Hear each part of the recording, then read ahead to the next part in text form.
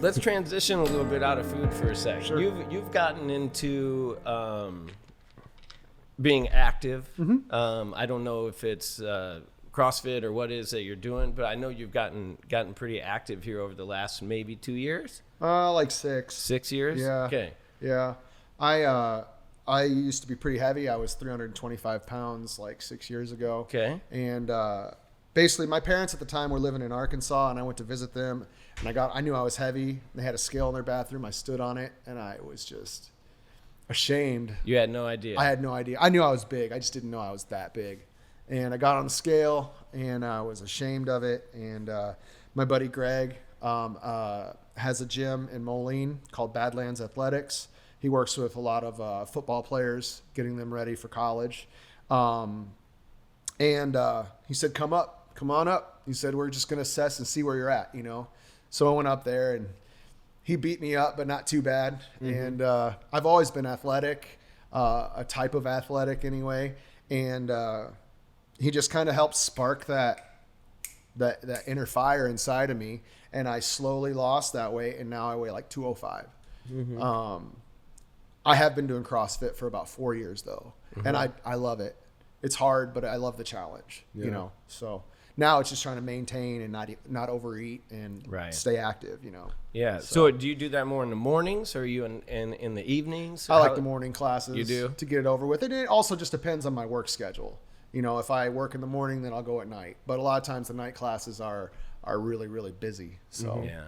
I like the morning. For me, anything I can get done in the morning, I usually will try to set like the pace tone, for the day. It does. You know, even I like to read for 5-10 minutes. You know, even if it's a half a chapter or something, and then give me something to chew on throughout the day. Sure. Besides the workouts and everything, what did you do that really changed on your diet? Like, well, for me, I had to start tracking my food. I started using MyFitnessPal and tracking all my food, and you know, I lost 25 pounds really quick. I got to from 325 to 300 really quick, and I was like, wow, okay. But I realized that's when the work started, because I lost a lot of like a little water weight and stuff. Then I stalled. But then before I knew it, I was 275. So I started setting these 25 pound increments, and I got to about 225, and I just hit a wall. And a friend was like, hey, there's a new CrossFit place joining. You want to try that out? And I had always kind of considered it. And I did it, and that helped me break that last 25 pounds. I ended up getting down to 188, but I didn't feel very good then. You didn't like that? No. You're probably at 200 is about good safe, I would say. 200 is pretty good for me. 188, I cut carbs completely out, so I was weak. You know what I mean? And then still trying to work out. Right. I've heard a lot of people that were trying to lose weight, and then they cut carbs like completely out, and they stop losing weight. And as soon as they start eating carbs again, they start losing weight again.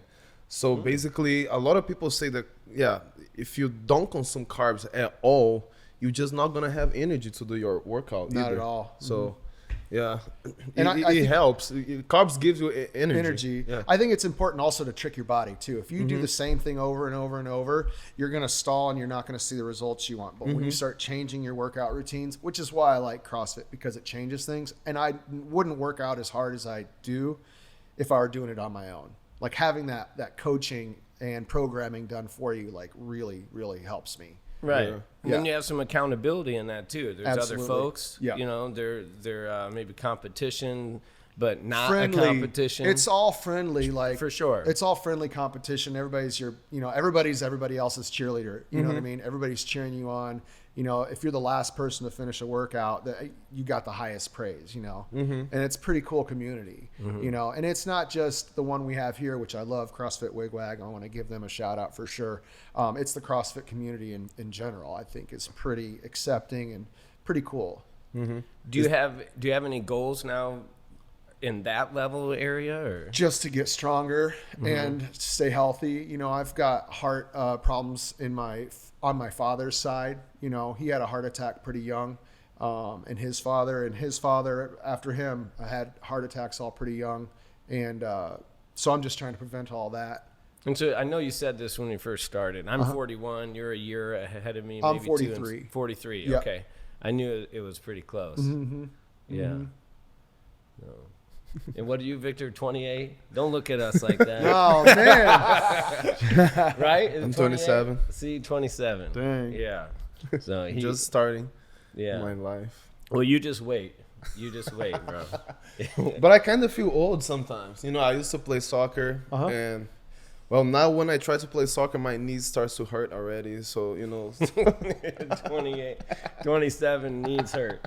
But you have, you know, you put your body through. yeah, I way played more soccer than me. for a long time. Sure. At a high level. Uh-huh. So I played in Brazil, I played in Europe, Portugal, and Greece, and then I came to the US. So And you were like, wow, they don't really like soccer here. yes, exactly.